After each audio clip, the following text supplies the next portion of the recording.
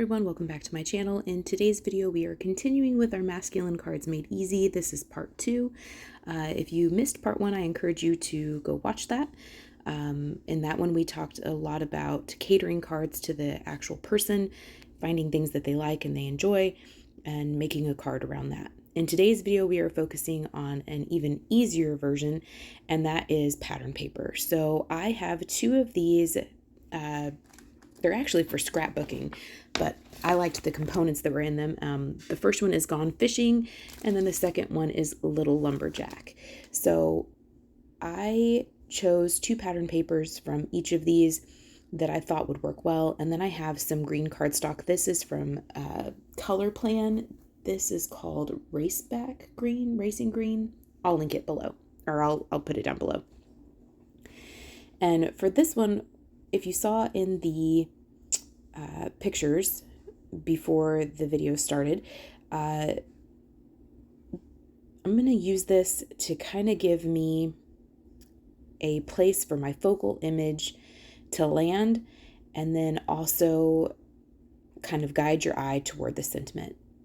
But I didn't want to just stick this on there. I wanted there to be a little bit of a border. So this pattern paper is fairly thin, so instead of using liquid glue, which may cause the paper to buckle, I'm using just a tape runner, and I'm going to kind of angle this on this cream card base. This is from Paper Studio, and figure out which one of these embellishments that I want to use. I liked the fly fishing hook, and it would have been fine either way.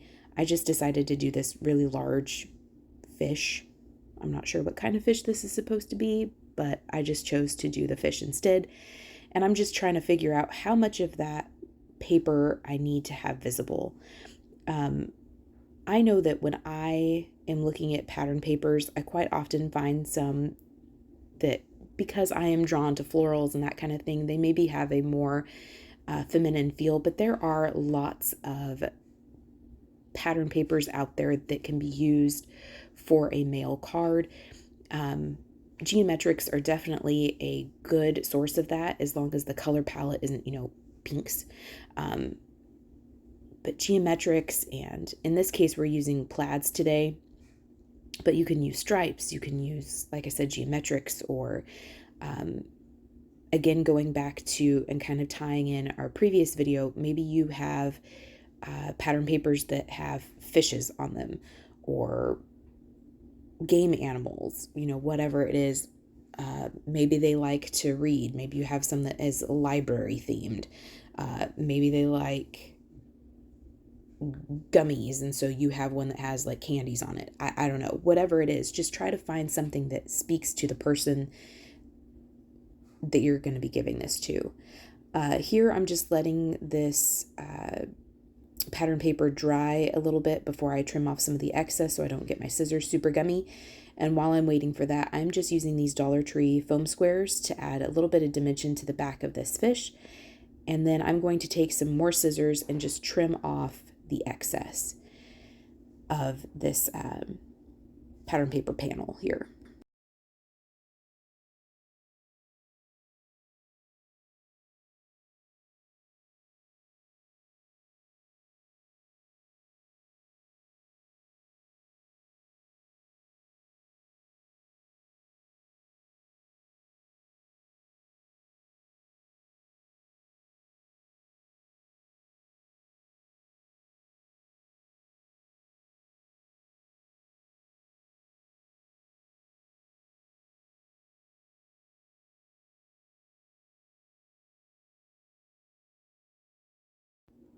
Once that's done, I'm going to go ahead and figure out my sentiment. My sentiment comes from this honeybee stamp set called Kiss the Cook, and I'm just trying to get this aligned in my MISTI and get it somewhat centered.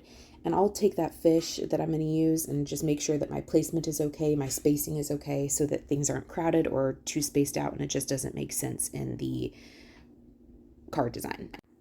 Once I'm happy with that, I am taking Concord and 9th Evergreen ink and just stamping that twice just to make sure I've got a good solid impression.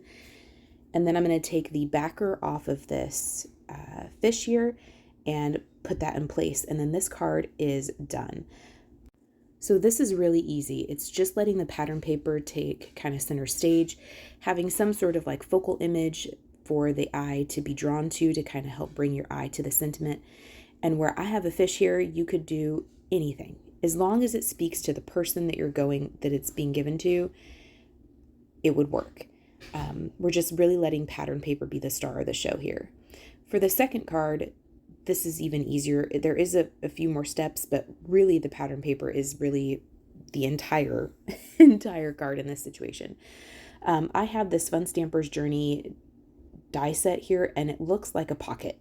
I think it's supposed to be like banners, but it'll look like the pocket on a men's shirt.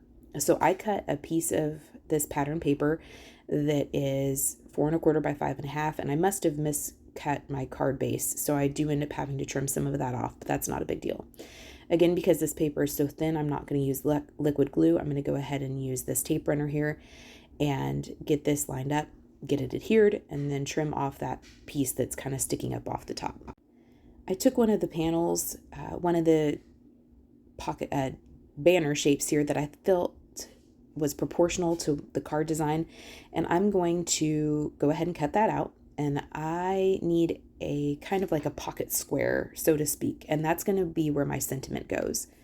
I'm going to take some Lumberjack Distress Oxide ink, and I have taped this into my MISTI because the sentiment I'm using from that Kiss the Cook set kind of hangs off a little bit. And so I am trying to get this centered, make sure it's straight.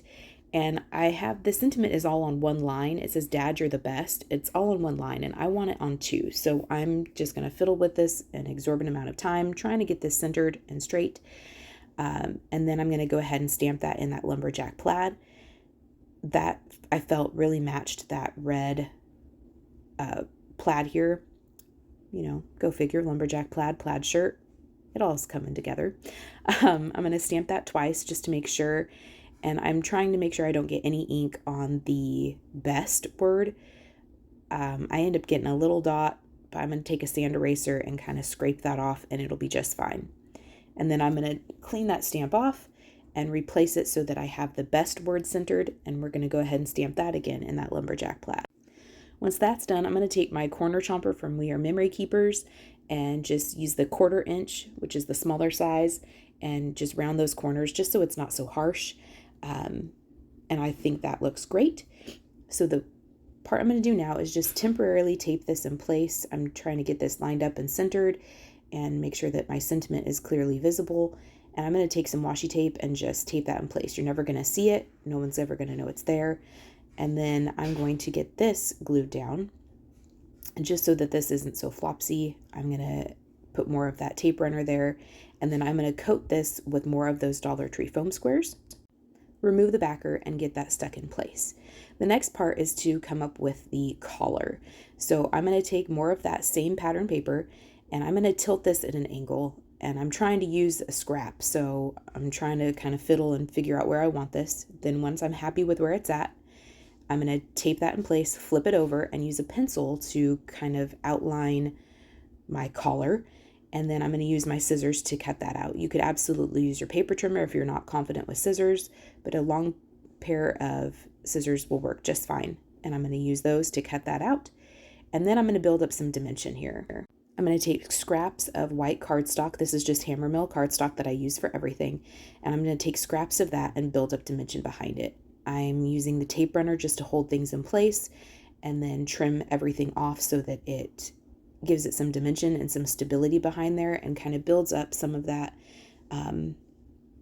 so that it doesn't get crushed in the mail. I ended up adding about 5 layers to this of that HAMMERMILL cardstock, and that gave me a good heftiness and popped it up off of the surface. And then I'm going to use liquid glue here because it is so thick you're never going to see it, and the liquid glue will help hold it in place really well. To add the buttons to this, I'm going to add some pearls. So it looks like a pearl snap plaid shirt. And then that will finish this card. So I'm going to use liquid glue and my little jewel picker to help pick these up and put a dot of glue, and that will hold those in place. And then this card is also finished. So previous video, finding something that really spoke to your recipient. In this video, letting pattern paper that's more masculine in color palette or design really be the star of the show.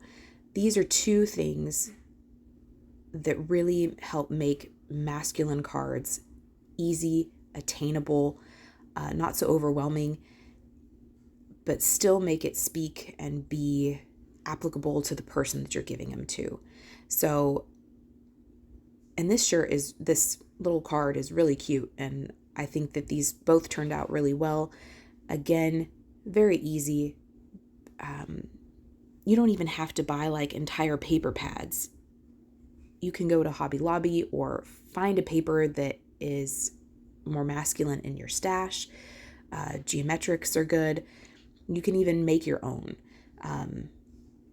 But these are really great ways to make cards that fit a person and are masculine in theme and everything else. So I hope that you're inspired.